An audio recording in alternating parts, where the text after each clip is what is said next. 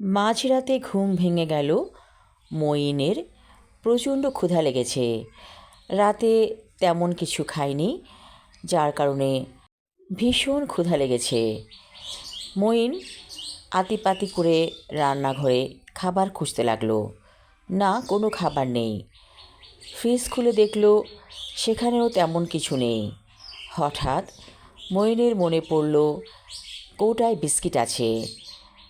তারপর কফি তৈরি করতে লাগলো মঈন। বিস্কুটের কৌটা খুলে দেখল বিস্কুট একেবারে শেষের দিকে কিছু গুঁড়ো পড়ে আছে এবং কয়েকটা ভাঙা বিস্কুট। মঈনের মনটা খারাপ হয়ে গেল। এই বিস্কুটগুলো খেতে কেমন যেন সাবানের মতো লাগে।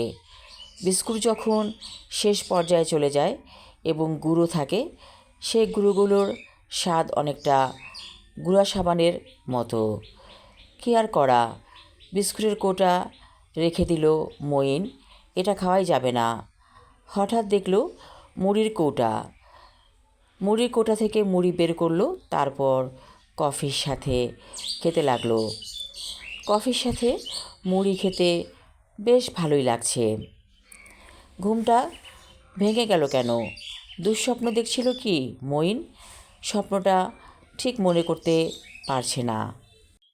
গতকাল ভার্সিটিতে পাপন ওকে একটি মেয়ে দেখিয়েছিল। মেয়েটি ফুচকার দোকানের সামনে গপাগপ ফুচকা খাচ্ছিল। পাপন বলল, দেখ মেয়েটা কি সুন্দর, তাই না? মঈন বলেছিল, মেয়েটা সুন্দর, কিন্তু ওর খাবার স্টাইলটা ভালো লাগছে না, কেমন গপ গপ করে খাচ্ছে। পাপন বলেছিল, প্রত্যেকটা মানুষই তো এভাবে গপ গপ করে খায়, এতে দোষের কী আছে? মঈন বলেছিল, রোমান্টিক মেয়েরা কখনো এভাবে খায় না, ওদের সব কিছুর মধ্যে একটা আর্ট আছে। পাপন বলেছিল, দোস্ত, মেয়েটাকে তোর কেমন লেগেছে? মঈন এক বাক্যে বলেছিল, মেয়েটাকে আমার মোটেও ভালো লাগেনি। এত রাতে কেন মেয়েটির কথা মনে পড়ছে ঠিক বুঝে উঠতে পারল না মঈন। হয়তো অবচেতন মনে মেয়েটাকে ভালো লেগেছে। সেই ভালো লাগাটাই মনে হচ্ছে না ভালো লাগার মতো।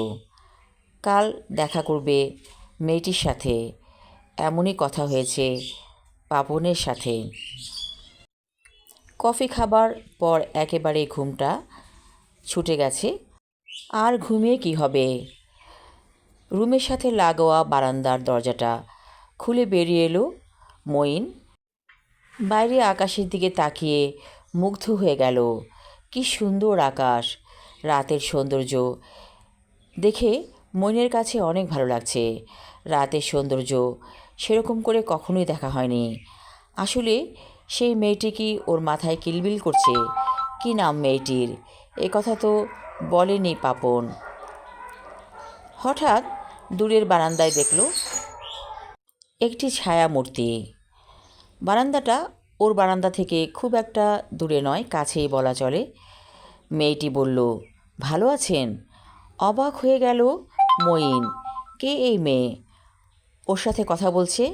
মঈন বলল, আমি তো আপনাকে চিনতে পারিনি। মেয়েটি এবার হেসে ফেলে বলল, ওই যে আমি ফুচকা খাচ্ছিলাম, আপনার সাথে আপনার বন্ধু পাপন ছিল। মেয়েটিকে দেখে অপার্থিব মনে হচ্ছে ও যেন পৃথিবীর বাইরের কেউ। এত সুন্দর লাগছে তাকে। মঈন বলল, কী নাম আপনার? মেয়েটি হেসে বলল, আমার নাম মীরা। আমি আমার লেখা ছোট গল্প মীরা পর্ব 1 পড়লাম। পরবর্তী অংশ থাকবে আগামী পর্বে। ধন্যবাদ।